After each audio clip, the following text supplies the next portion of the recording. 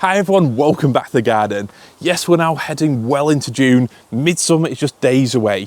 The days are at the longest, the sun is at its strongest. Someone needs to remind the sun that it should be at its strongest right now, because for most of the last month it's been like this. Dull, grey, strong winds rattling through the garden. Certainly not the summer weather that we've all been looking forward to. We're seeing glimpses of it, but glimpses is all it's been.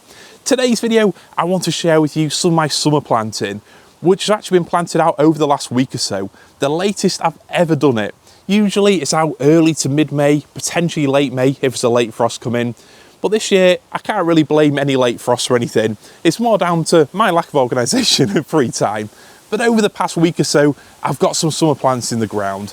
They've all been hardened off well over the last month or so, planted out now. So I want to share with you some summer tropical filler plant ideas. Some of the plants I use here as bedding, and some of the plants which stay in the ground, but I grow mainly for the vibrant summer display. Remy's shivering in my arms, I'm wearing a thin hoodie and I'm still cold outside. So it's time to share with you some of my summer tropical planting before I go inside, put the fire on and have a nice cup of hot chocolate. So enjoy. Heading through my tree fern avenue then, on this dull, breezy morning. I imagine you've got the same where you are. This is the jungle clearing area. And as you can see, as per usual, it is completely dominated by one plant in particular.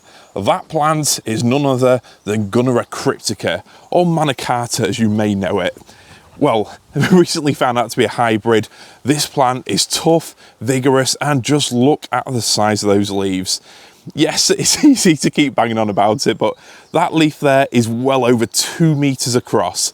Absolutely massive. And yes, I have made changes to the border in this area last year to give a bit of room to walk past it. And as you can see, I can only just about do it. So it's a plant which is rapidly expanding year on year. But it's not just the size, the scale of the leaves that's really dramatic. It's the height of this plant as well. Just look up there. I'm just over 6 foot tall, holding the camera up about head level now, and it absolutely towers over me. Huge. There is an 8-foot tree fern somewhere in there, which is actually struggling quite a bit. I think partly down to the breezy wind that just rattles through this area, and also because of the amount of water. This Gunnera might have a part to play in it. The leaves are just colossal. I mean, what a plant. But anyway, today's video, we're talking about summer planting. Not that I've done anything particularly groundbreaking or exciting, but I also wanted to give you a bit of a reference point. So in tours later in the year, you get an idea of where things started out. And on the theme of starting out, this year is actually the latest I've planted out any of my summer bedding. Usually it would go out anywhere from early May, mid-May, potentially late May. But this year, it was just a week ago, or less than a week ago for some of it. So the first week in June, that's when a lot of these plants have gone in the ground. As for how big they'll grow, well, you know, tropical planting, growth knows no bounds, but it very much depends on the summer weather we get. Whether it's going to continue like this, or whether we're going to have some more beautiful sun. In terms of maintenance then, and actual time spent on this garden, I've not put much at all into this area. But I've made the time this past week to put in some summer colour and plants which I think will really bring it together and create a lovely exotic display as we head into warmer times. So let's break it down. Starting off here, this is a plant I left in from last year, Lobelia Queen Victoria. A beautiful lobelia, very dark foliage, lovely scarlet red flowers. Is it a tropical plant? No, but I bought it a few years ago. It's stayed in my garden ever since, and I really like the way it looks when it's backlit by the sun. But continuing that red theme behind it, we've got a new one for me, Begonia Merrymaker. Lovely foliage begonia, very tender, so it is definitely a bedding plant. But I'm excited to see just how well those reddy purple leaves tie in with the lobelia there. And obviously behind them, the magnificent Ensete ventricosum Maurelii. Now, one thing I will admit, usually I start my Ensete quite early, maybe March, early April time. This year, I haven't really had the chance, and unfortunately, it was actually early May before I got it started. But it's got off to a good start. It was nice and rooted in the pot over the last month or so. But one issue which I've noticed with my Ensete last year is this browning on the leaves. Is this something you've noticed with yours? I suspected that I had a problem with them last year. Just see these brown patches of dry leaf developing. Unfortunately, it hasn't disappeared over winter, so it is something that will continue to plague my Ensete. That new leaf looks all right. We will see. Let me know if it's something yours have displayed over the past year or two. Is it a viral thing? I don't know, but I'd love more information, so let me know if it's something that you found. Behind it is a plant with no such leaf problems. This beauty is, you'll have seen it in my videos before, Fatsia japonica spider's web, and an absolutely fantastic example. This is the plant that you saw me pick up, I think late winter, early springtime, reduced from a local garden centre. It had some leaves that were slightly browning, a growing point that looked a little bit funky, but out of that growing point, we've now got these beautiful leaves. Just look at them. I mean, about a month ago, they were pure white, ghostly leaves, and now they're just starting to take on the first marblings of green, but still so striking in the light. Yes, the leaves will gradually fade into a more variegated green like that, but honestly, I think it really looks fantastic, and usually I try to go for quite subtle colour schemes, really sort of playing with the reds and the dark colours, but I think that pop of real white there just sets the rest off really well. What do you think? Let me know. So, heading further round, we've got one of the traditional bedding favourites, Coleus, or as I should call them, Selenistemon, but it's hard to break old habits, isn't it? Coleus are very much a tender bedding plant. These are a plant which won't really enjoy temperatures much under 10 degrees, so this previous month hasn't been ideal for them, and at the end of the year, they're usually the first plants to fade and wither away. But what they deliver between really is exceptional. Vivid colours, bold leaves, a beautiful little filler plant, and one that I really used a lot in my old garden. There, I preferred China Rose as my Coleus of choice, but this time round, I've gone for a few different red-yellow examples. Nothing spectacular yet, but it's very early days for these plants, and they really need some consistent heat to get going. Unlike behind them, the Heucheras. Yes, earlier this year, you saw me add some Heucheras to my garden. They're a plant I've grown before at the old house, and they're just such a reliable source of, again, vivid colours, lovely leaves, and I think so often in tropical exotic gardens, it's so easy to focus on the big plants, and really it's the small plants which often tie your garden together. So I've got the grande amethyst, or amethyst grande over there, the hipster coffee plant. Over there, I've got some other lovely orange sorts. Can't pretend to remember what name they are, there's that many different ones available. And I think if you're looking for an alternative to Coleus, which can stay outside all year, I think the Heucheras are just a great choice, and if you've got the guts to go for it, really buy a load of the same colour and you can have such a vivid display with a striking colour theme. Behind them, that dark black, almost grass-like plant there, black mondo grass, Opipoga nigrescens. That's a plant which I picked up one pot a good few years ago now, split it up as soon as I bought it, and now we've got it everywhere.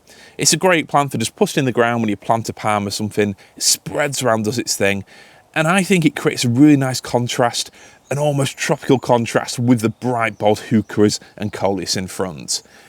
Looking around this way a bit more, you'll see some nasturtiums have found their way in. I tend to just push a load into the ground in May. Some of them pop up quite well, just struggling a little bit like this one here. And what I do is I just let them do the thing, and then through the summer, I can quite easily nip them back, just let them grow where they want to grow. They really do help to cover up the soil with some lush green foliage, and obviously you've got those beautiful pops of jewel-like colours too. A lovely little plant, mega easy, mega cheap, no excuse not to have some nasturtiums in your garden. As I've talked about in the past, you might expect my garden, with me growing lots of tropical style and exotic plants, particularly in this jungle area, that it gets a lot of sun. Well, actually, thanks to next door's cherry tree up there, which just looms over the garden, and on mornings like this morning, you can really tell how much shade it casts over the garden. A lot of these plants have to grow in what I suppose you might call dappled shade.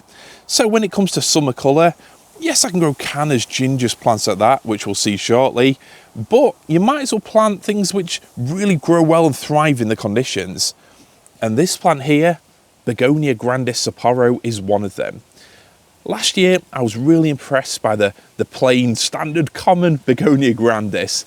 Lovely leaves, and probably if I show you, despite the lack of strong sunlight this morning, you can maybe see the plummy colour that the reverse of the leaves are, when those get the sun behind them, they really do look stunning. Yes, the flowers are a little bit insignificant, but for me, it's these lovely little mounds of foliage. I just love the way that when you look across the border in summer, there's just leaves, there's no soil. That's something that I really wanted to work on this year. I didn't want to have large areas of bare soil, but also more importantly, I didn't want to have huge plants. So remember last year and the year before, I had huge Canna Altensteinii growing up here, and it made it very difficult to pass. You were squeezing past the Gunnera, these Cannas hitting you in the face. This year, for practical and aesthetic reasons, we've gone for something which is hopefully a little bit more refined, but we'll see how it goes. So Begonia grandis Sapporo, a lovely low-grown plant, slightly bigger leaves than the type, and I'm excited to see how well they do here. I suspect very well. So behind the Heuchera grande amethyst with its lovely big luxurious purple leaves, again we've got Persicaria red dragon, which is a staple plant in my garden really. One of those mega helpful plants if you're starting a garden, or if you've got a large garden and want to really fill it out quickly. Just lovely purple tropical foliage, grows very tall. And this one, it's actually really easy to just snip it back, trim back the stems where you don't want it to grow, and you can very easily control the height you want it. So at the back there, I want it growing nice and tall, covering the fence. And at the bottom there, I want it to slowly lead down to the smaller Heuchera in front. So very easy plant, tough as you like, chop it back, you can do anything with it. And as you can see there, I've actually got some self-sown Begonia grandis popping up. So it really is amazing that some of these exotics just don't do anything special for them. They pop up, and that'll be a lovely plant there, fill that gap, almost as if I planted there, but I obviously didn't. So heading through, we've got a Farfugium. This one is green giant. It's one that I picked up from Linden Nurseries earlier in spring. Farfugium generally prefer a sheltered shady spot and access to plenty of moisture to keep these big leaves healthy, glossy and green. So hopefully it does all right here. You can probably see my back mulch that completely disappeared, but despite it really raining heavy a week or so ago, the ground now is actually starting to get a bit dry again. And I think that's actually because of the wind. It really has sucked off the moisture out of the soil and plants. So with plants like tree ferns, although it might have rained a lot recently, it can be well worth spraying them with a bit of water if it hasn't rained for a couple of days or so, just to keep them happy and healthy. Behind it there, we'll see another Begonia grandis Sapporo. That one, slightly bigger leaves than the last one. It seems to have set off a little bit earlier. But you get the idea of what I'm trying to create. A lovely tapestry of beautiful foliage, all different forms, all different leaf shapes and sizes. The general colour scheme actually started off originally as red this end, before it flows into green in the middle, and then to some more variegated, interesting foliage at that end. But we'll get onto those very shortly. So you can see here, the tree fern, which I moved in winter, that's done fantastically well. A full head of new fronds looking beautiful. Yes, for the next few years, there is going to be some conflict with the Trachycarpus. I will just gradually move each one. See, that's a male Trachycarpus there. I will just keep tucking them under it so they don't completely snap off, but in time, the Trachycarpus will grow up. If you actually look in there, you can see Spanish moss there. I got that from Craig at Grow Paradise. Decided to bring it out this past week. It lives in the bathroom for the rest of the year now. And that one, yes, I could do with a bit more, but it's really creating that sort of otherworldly exotic vibe to this part of the garden. And if I get some more, I will hang it from the other Trachycarpus and maybe have some from the lower branches of the cherry tree up there. To complement the beautiful green fronds for Dicksonia antarctica, I've also added more ground ferns around it. So joining the Diopteris wallaceiana Jurassic Gold, we've now got a woodwardia over there and a few other beautiful ferns with glossy fronds to really help create that lush green jungle carpet. So at the minute, this area is very much a work in progress, as they all are, but hopefully this little green area in the middle will be a beautiful, tranquil, lush oasis before we move on to more vivid colour up here. There, like I said, Trachycarpus fortunei flowers. I've chopped a couple off to help pollinate the waggy around there, but you can see they're still incredibly beautiful. Yes, they make mess, but I just love them. I think they're like coral, really beautiful flowers, and a display we get to enjoy around May, June time every year. The difference, in case you're wondering, the male flowers, like these here, are a more golden yellow, pendulous, they hang down like this, whereas the female flowers, like these here, are a more lime green colour. They stand upright a bit more, and they gradually fade to a green before producing the fruit later in the year. So that's the main difference, but I think they're a beautiful little sight, and even if you don't like the mess they create, just enjoy them for a couple of weeks, and then you can chop them off and put them in the compost bin. So, bright colour, I've gone for some more Coleus. And these ones, unfortunately I didn't grow them from seed because I wasn't that organised. These are Coleus Kong, the Empire mix. Huge big leaves, vivid colours. It doesn't get much more ridiculous than this, does it? I mean, just look at them, so vivid, like something that a child's coloured in. They really are the brightest, boldest plants here in the garden. We'll see how well they grow. I suspect they might need a bit more heat to get going and plenty of moisture to really get those big leaves performing to their best. But these ones should get pretty big, maybe around 30 to 50 centimetres if I'm very lucky. And behind them, as you can see, even more Begonia grandis Sapporo. There's some normal Begonia grandis as we head through there. What I've really tried to do is repeat similar plants throughout the border. So although at this time of the year it might look a little bit sparse, the plants are only just getting started, but hopefully when we next have a look around in midsummer, this whole area will really knit together well, and repeating the foliage throughout it will really create that cohesive, professionally designed look, which it definitely isn't, but we'll see how it goes. So looking through here, we'll see some more summer plants. So I guess really on a basic level, the summer planting is a strip in front of the Trachycarpus. It used to be quite a substantial strip, but then thanks to the Gunnera here, I had to move the border back, take the cannas out and go for some smaller planting. But as the Trachycarpus flowers are raining down around us now, let's look at some nice summer beauties. This is one that I haven't grown before. This is Fuchsia Gargantuan Bonstedt, a lovely fuchsia, tender. Like I said, not one I've grown before, but I like the leaves. They've got purple undersides, which will develop into more strong colours later in the year. Lovely flowers. We'll see how they go. I quite like the combination, I think, already of those with the begonias behind, but the star of this part of the garden is definitely Hedychium, densiflorum, Assam Orange. A beautiful, very, very hardy, supposedly very reliable ginger, which you can leave in the ground. And more importantly, it doesn't just survive winter, but it actually flowers reliably and regularly before the end of autumn, which is always good. Some of the other gingers need a ridiculous amount of heat and water to grow well, but this one I'm hoping will do well here, even in this relatively shady part of the garden. So I've gone for not one plant, not two, but three. There's another plant hidden in there, just in front of this lovely flowering stem of the fritillaria, which I decided to leave because it's got some cool seed pods developing. So the general gist of it, when I came to actually planting this area up, is very much a case of tall plant, tall plant, tall plant. These gingers can potentially get to around 5 or 6 foot tall, but being a plant you can very easily dig up and divide. I don't mind if they get a little bit big this year. I can always split them up, move them around next year. But the general thinking is tall plants dotted up throughout the border there. In the middle, I've got the fuchsias. Again, I've gone for multiples. 1, 2, 3, 4, and then just behind it, 5. So I think it really helps, you know, garden design language aside, when you look at a border and you see multiples, repetition of the same plant, it just works. Everything just ties together so well. So I've tried to do that from the biggest plants, well, I suppose the biggest plant, the Trachycarpus, through to the Hedychium gingers, and then just repeat it on every successive level down. And that's probably the next tip. What I've tried to do is have a mixture of the tall plants right down to the smaller ones.